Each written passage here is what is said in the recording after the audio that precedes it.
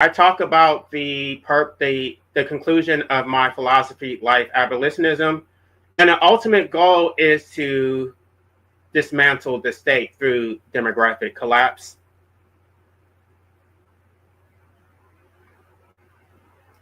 Every conventional form of resistance, protest, strikes, we just had that No King's Day, which I think is absolute bullshit. I just posted an article on Substack about that. You can talk about civil obedience. You can talk about electoral organizing, filing your bullshit lawsuits, which don't accomplish anything because state officials are protected with immunity. All of these forms of resistance leave the system intact. You can march, you can refuse to go to work, you can withhold your taxes.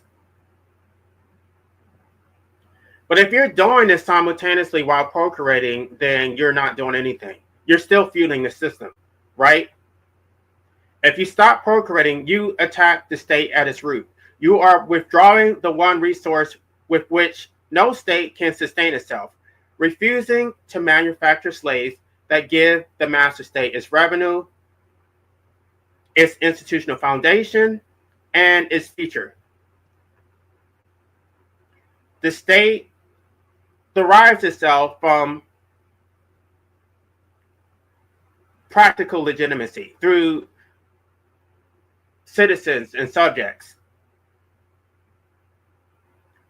Because once those people are here, now we're going to say, oh, well, those people need protection, right?